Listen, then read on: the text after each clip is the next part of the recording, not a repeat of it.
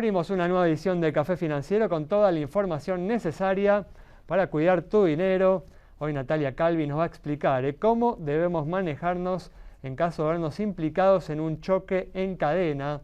Pedro Seaba Serrate va a repasar lo sucedido en los mercados de capitales. Vamos a brindar información también de seguros para el hogar y en el último bloque vamos a conversar con el economista Federico Filippini para analizar los hechos más destacados en materia económica de estos últimos días.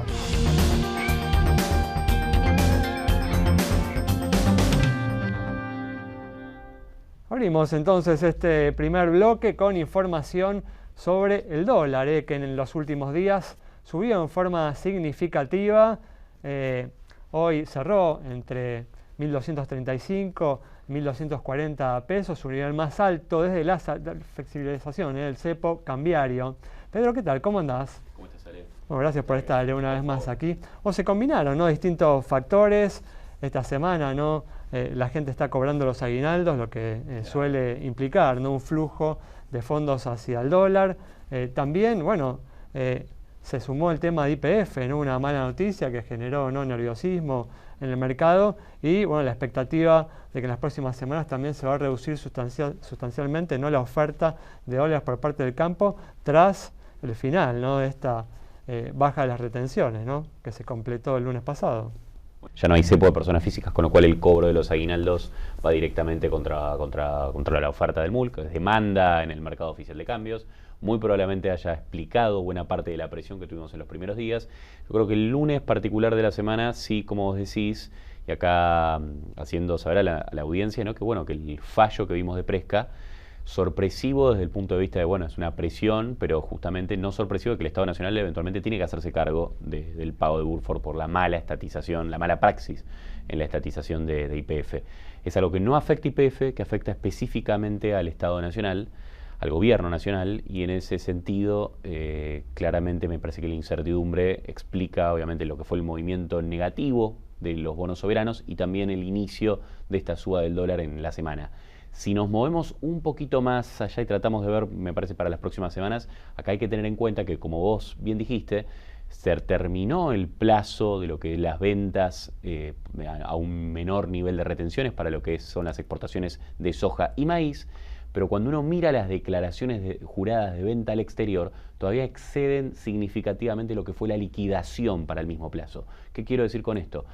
Todavía hay varias de esas DJB, como se denomina. Sí, el flujo continúa, exactamente, van a tener que liquidarse. 2 semanas más o menos. Y la mayor parte de esas se cargaron en la última semana antes del cambio de retenciones. Con lo cual todavía hay un excedente alrededor de entre 4.000 y 4.500 millones de dólares que va a tener que volcarse como oferta en el mercado de cambios. ¿Qué quiero decir con esto?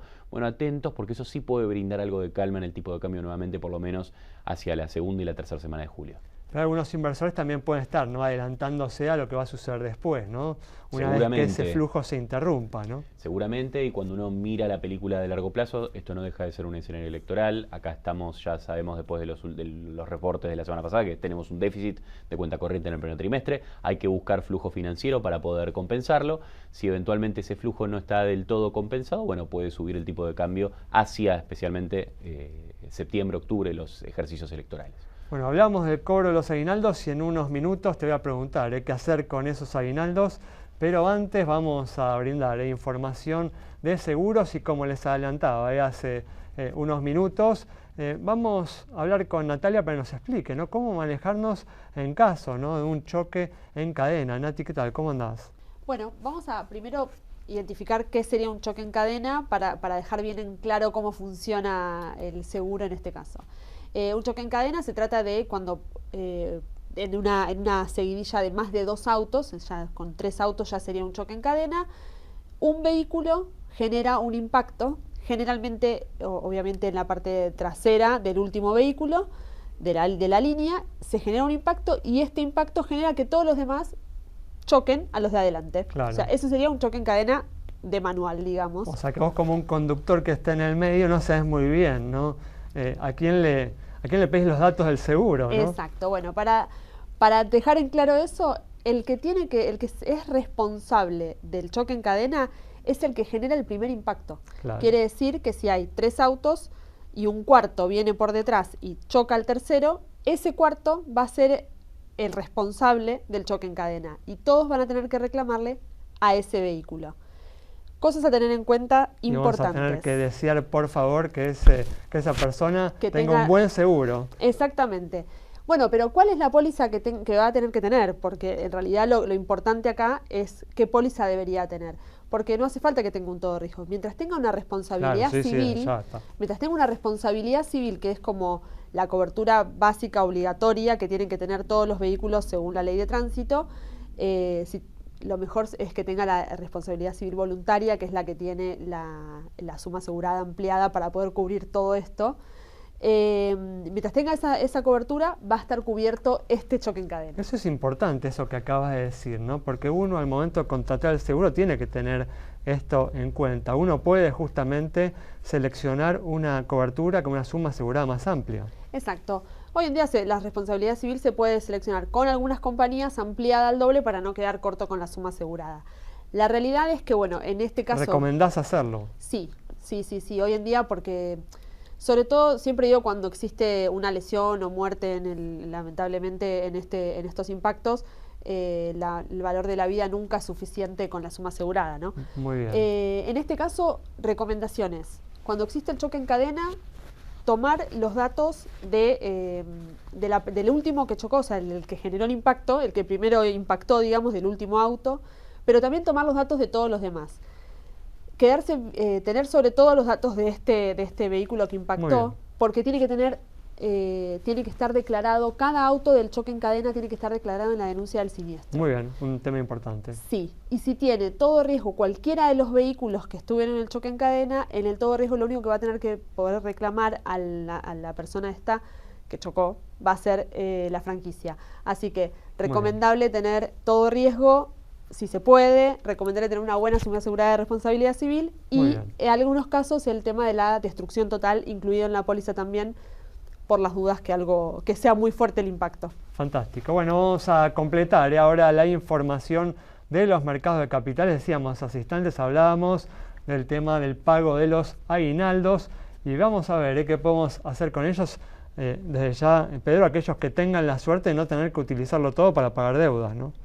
Bueno, claro, acá lo primero que hay que tener en cuenta es el horizonte, ¿no?, de esa plata. Si es para afrontar gastos de corto plazo o si es un ahorro que uno lo puede sostener en el tiempo y obviamente siempre tratar de tener muy en cuenta cuál es el perfil de riesgo de cada uno. Eso es fundamental a la hora de armar cualquier portfolio, también por supuesto a la hora de invertir el aguinaldo. Bueno, empecemos con aquellos, ¿no?, que por ahí tienen que usar el dinero en un plazo, en el próximo año, por ejemplo. Con un plazo un poco más largo, tratando de aprovechar capaz un horizonte constructivo. Por supuesto que no va a estar ajeno de puede ser la volatilidad de corto plazo. Repito, esto es un año electoral, estamos viendo algo de volatilidad en el tipo de cambio. Todos los años electorales brindan algo de volatilidad previo a los ejercicios. Y en ese sentido, bueno, uno puede decir quizás si el escenario es constructivo en términos políticos para el gobierno, eventualmente eso puede también gatillar una nueva compresión de riesgo país. Tal cual. Ahí nosotros en lo que son bonos soberanos en dólares nos siguen gustando el GD35, el GD41. Se suma una nueva posibilidad, una nueva alternativa interesante, capaz de menor riesgo, de la provincia de Córdoba, este nuevo bono Córdoba 2032, que fue así una colocación muy exitosa de Córdoba, el primer crédito público desde enero del 2018 en poder salir a los mercados internacionales. Salió una tasa muy atractiva del 9,75 anual, en una posición de Córdoba muy firme en términos fiscales, y esta colocación le da justamente una posibilidad de afrontar pagos con mucha liquidez en mano de más de 2 años. ¿Te parece un activo interesante para colocar el aguinaldo? Súper interesante, ya a lo que es más corporativo, pasando al sector privado, a obligaciones negociables, siempre manteniéndonos en buenos niveles de calidad de crédito. YPF-LUS 2032, YPF 2034, con un poquitito más de riesgo podemos poner la obligación negociable de MSU al 2030. Por último, en acciones nos gusta más todavía lo que es energía que bancos, quizás los bancos un poco más golpeados los márgenes con los temas de mora, habrá que ver los resultados. Yo creo que YPF y Pampa, dado que por dónde están la evolución de precio a lo largo del año, me parece que tienen potencial de suba. Recordad que podés volver a encontrar esta información en el canal de Café Financiero en YouTube. Quédate con nosotros, al instante volvemos con mucha más información.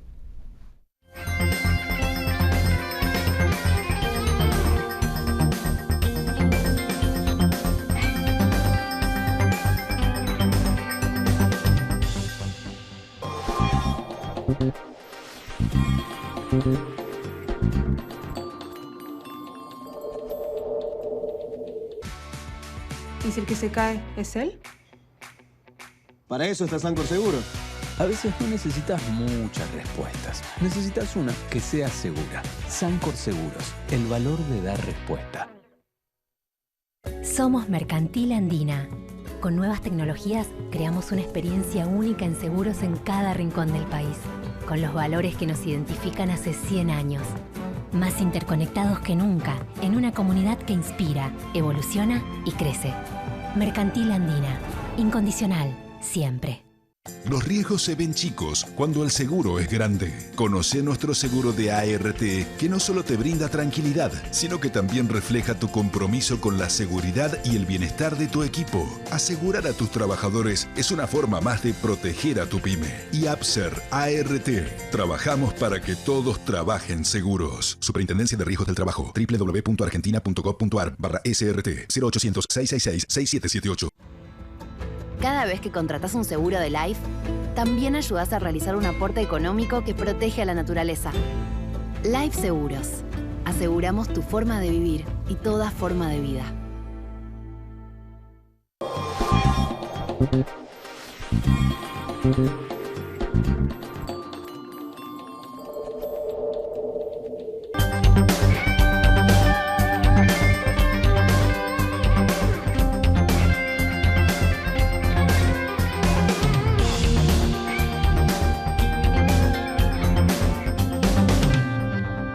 Abrimos este segundo bloque que vamos a destinar a hablar de seguros para el hogar, y para ello está con nosotros Luciana Amateis, que es gerente comercial Capital Federal del grupo Sancor Seguros. Luciana, ¿qué tal? ¿Cómo andás? Bien, bien, muchas gracias. Gracias Buenas por noches. estar aquí. Contémosle, ¿no?, al público cuáles son las coberturas que ustedes incluyen, ¿no?, en el seguro para el hogar que comercializan. El hogar, la cobertura de Hogar Max es una cobertura muy amplia que tenemos dentro del grupo Sancor Seguros, que se ha ido perfeccionando también con los años a raíz de la devolución que tenemos de nuestros productores asesores de seguros y de nuestros clientes, que incluye daños dentro de la cobertura básica, de daños de la naturaleza, incendio, robo, aparatos, la responsabilidad civil. Y lo que se busca es tratar de incluir la mayoría de los riesgos que puede tener una persona, una familia en su vivienda, ¿no? En su vivienda permanente, como si su vivienda del periodo de vacaciones, como lo puede extender a otros también.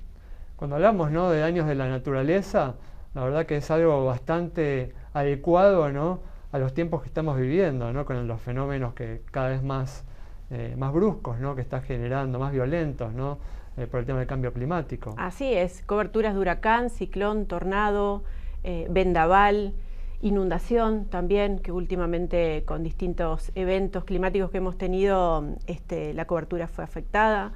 Se busca dar cobertura a ese tipo de situaciones, ¿no?, ese tipo de contingencias que hoy por hoy son importantes. Granizo también, hemos tenido eventos importantes, y donde también a raíz de esos eventos se ha tomado mayor conciencia de los riesgos que tenemos en la vivienda, ¿no?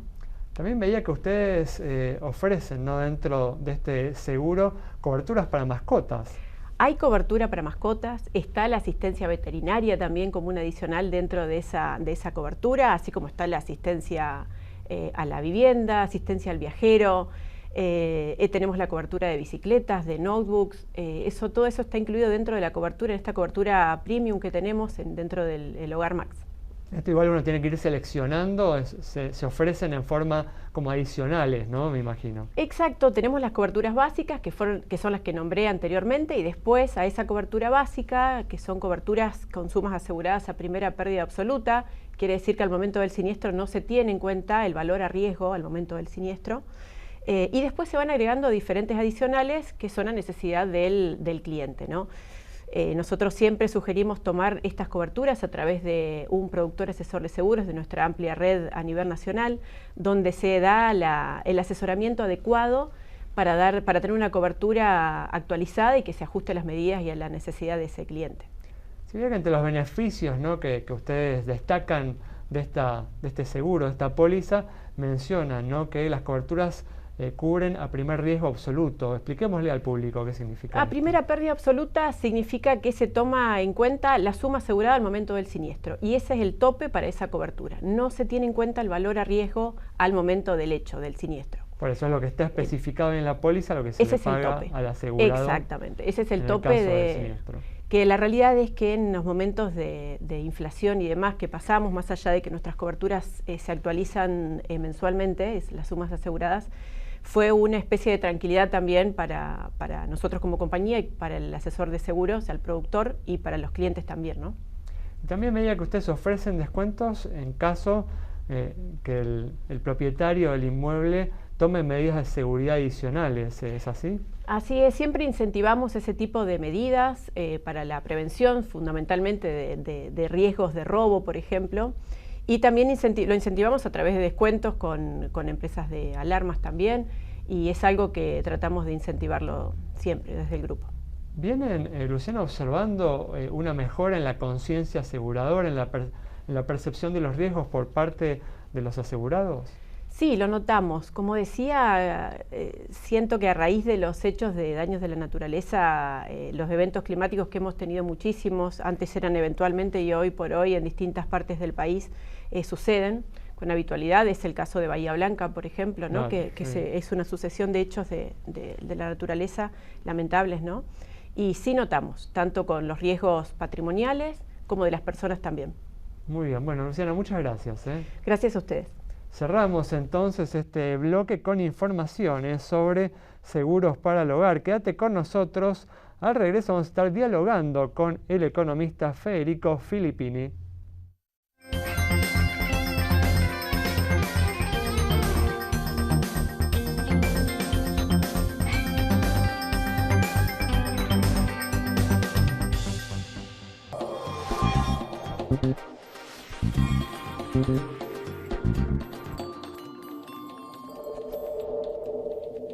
Los riesgos se ven chicos cuando el seguro es grande. Conoce nuestro seguro de ART, que no solo te brinda tranquilidad, sino que también refleja tu compromiso con la seguridad y el bienestar de tu equipo. Asegurar a tus trabajadores es una forma más de proteger a tu pyme. Y APSER ART. Trabajamos para que todos trabajen seguros. Superintendencia de Riesgos del Trabajo. www.argentina.gov.ar/SRT 0800-666-6778. Grupo Petersen. Desde 1920, construyendo el país. ¿Y si lo que fuerzan es la cerradura de la puerta? Para eso está Sancor Seguros. A veces no necesitas muchas respuestas. Necesitas una que sea segura. Sancor Seguros, el valor de dar respuesta.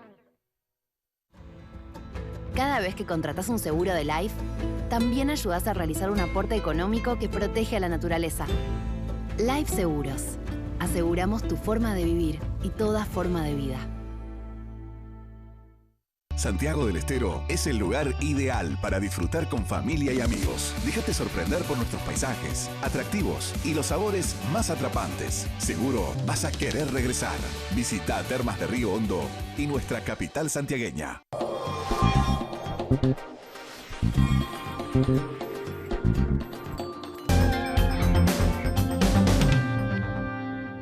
Abrimos este último bloque ya con la presencia del economista Federico Filippini para analizar las principales noticias económicas de estos últimos días. Federico, ¿qué tal? ¿Cómo andás? ¿Qué tal? ¿Cómo estás? Muy bien, gracias. Gracias por estar aquí. No, un placer. Bueno, y como hablábamos en el primer bloque, en los últimos días subió el dólar y se ubicó en los valores más altos desde la flexibilización del cepo cambiario. Hoy operó entre 1.235 y 1.240 pesos. Federico, ¿cuáles son los factores que estás viendo detrás de este despertar, ¿no? de la moneda americana? Bueno, obviamente son muchos los factores, pero me parece que lo más importante es decir dónde estuvo el quiebre de tendencia. O sea, que esta debilidad del dólar la venimos viendo ya hace varios días. En particular, te diría desde mediados de junio. ¿Qué pasó a mediados de junio? Y bueno, entre otras cosas, el gobierno tuvo, digamos, una licitación en la cual la tasa de rollover, después podemos discutir por qué, pero fue bastante baja y lo que de algún modo reflejó es que tal vez había una demanda de liquidez del sistema grande. Entonces no le quería entregar esos pesos el mercado, las instituciones, al gobierno, los quería usar. Y bueno, esos pesos hoy están buscando para dónde ir. Tal vez algunos de esos pesos lo necesitan instituciones por cuestiones estacionales, aguinaldo y otras cuestiones, pero hoy vemos que de algún modo tal vez esa fue una razón por la cual hoy estamos viendo dos cosas, con una coincidencia de dos fenómenos.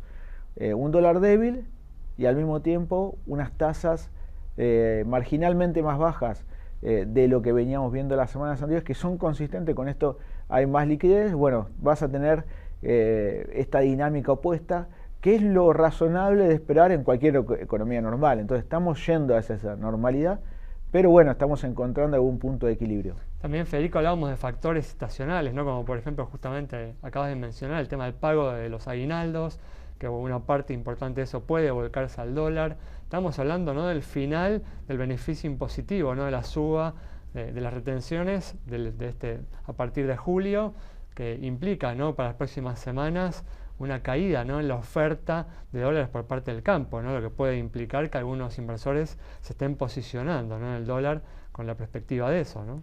Sí, de algún modo lo que sucedió con la medida de baja transitoria de las retenciones fue acentuar la estacionalidad propia que tiene la liquidación del agro, y en particular se concentró mucho en estas dos últimas semanas de junio, y yo te diría en las primeras 2 semanas de julio, porque hay una ventana ahí en la cual todavía se puede liquidar con las retenciones viejas. Claro.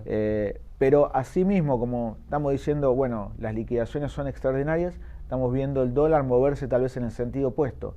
Bueno, ¿qué es lo que tenés ahí? Tenés una enorme demanda por parte de los individuos no encepados, esos individuos que hoy están libres, de atesoramiento, lo que podemos ver en los datos que ya nos mostró el Banco Central de abril, de mayo. Nosotros estamos estimando que esa demanda es muy fuerte, por un lado, y por otro lado también estamos viendo estacionalmente llega la demanda del turismo. En este caso en particular, bueno, el turismo se sigue concentrando bastante en el extranjero. Y también se puede agregar algún efecto provocado por el fallo adverso, ¿no?, contra la Argentina, que genera, ¿no?, cierta incertidumbre de cara al futuro. Totalmente. El tema del IPF, ¿no? En particular en la dinámica del día del fallo, uno mirando las pantallas lo que veía es que a partir del momento en el cual se dio el comunicado, ocurrieron 3 cosas simultáneamente. Número 1, la acción de YPF obviamente cayó. Número 2, la acción del grupo Woodford Capital subió. Sí. Y número 3, el tipo de cambio también se debilitó. Bueno, de algún modo reaccionando también el mercado a esa noticia que efectivamente no es positiva. O sea, no hay manera de mirarlo esto positivamente. Podemos decir, es neutral, es mala, pero positiva seguro que no es. ¿Cuáles son tus expectativas, ¿no?, respecto al comportamiento del dólar para los próximos meses, teniendo en cuenta, ¿no?, que en octubre tenemos las elecciones, que suele haber una dolarización de las carteras, ¿no?, cuando se acerca un evento electoral? ¿Crees que el dólar va a tender hacia el techo de la banda? Bueno, yo creo que lo que sucede con esta banda, al ser una banda tan amplia, es que el dólar termina comportándose como una banda dentro de la banda. O sea, hay algunos niveles a los cuales uno encuentra muchos compradores, algunos niveles bajos, te diría alrededor de 1150, y después a niveles muy altos nosotros esperamos también que haya muchos vendedores, incluso antes de acercarnos a ese techo de la banda. Digamos que es razonable. ¿Por qué? Porque hay distintos arbitrajes que se pueden hacer, tanto sea para importadores o para exportadores. Ahora bien, me preguntás por el dólar. Estamos en un año electoral. Típicamente la incertidumbre lleva a gente a dolarizarse un poco más, a tomar cobertura y en la expectativa de que algo pueda pasar después de las elecciones. Tal cual, tal cual. Bueno, más allá de todo esto entonces que estamos diciendo, tanto se ha hablado, ¿no?, en estas últimas semanas del atraso cambiario. Esta noticia, ¿no?, del aumento del dólar es positiva para todos aquellos, ¿no?, que están preocupados con este tema. ¿Es tu caso? Bueno, yo creo que el dólar hoy está flotando. está flotando y es consistente con un déficit de cuenta comercial. Y creo que eso es importante reconocerlo. Ahora, ese déficit de cuenta, mejor dicho, más que cuenta comercial, cuenta corriente, que es básicamente las necesidades que tenemos por la gran mayoría de las transacciones que los argentinos hacemos con el exterior. Ese déficit, ¿cómo lo estamos financiando? Y hoy sabemos que no lo estamos financiando con reservas. Eso es una buena noticia. Estamos financiando de otro modo, el sector privado está consiguiendo los dólares. Ahora, hace falta un punto adicional que es acumular reservas. ¿Y por qué es importante acumular reservas? Bueno, porque esa acumulación de reservas, ese ahorro que Argentina en su conjunto tiene que hacer, es importante para contener shocks externos que Argentina sigue siendo muy vulnerable.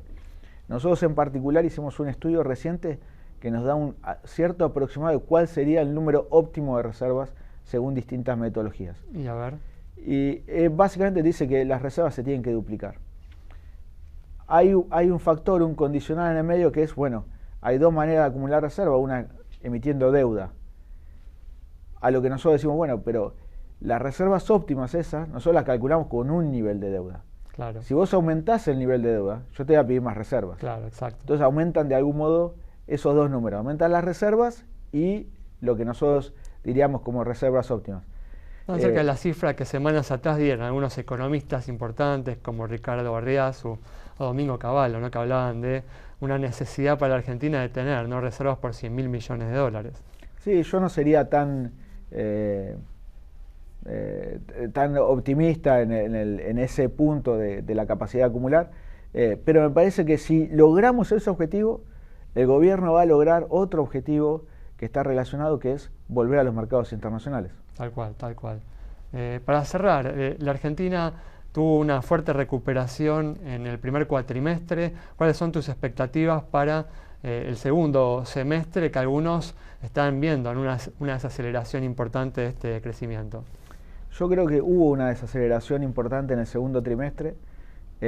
Lo estuvimos midiendo a partir de distintos datos. Te voy a mencionar solamente dos que me parecen relevantes. Tenemos igual 40 segundos para cerrar. Bueno, muy bien. En particular voy a focalizarme en uno, la recaudación impositiva, que mostró cierta desaceleración en términos reales y que de algún modo es consistente con un menor crecimiento de la economía. Muy bien, bueno, muchas gracias, Federico. Un placer, por favor. Cerramos entonces el programa de hoy con el análisis del economista Federico Filippini sobre la situación de la economía argentina y lo que podemos tener por delante. Nos reencontramos el próximo miércoles a las 20:30 aquí en Metro.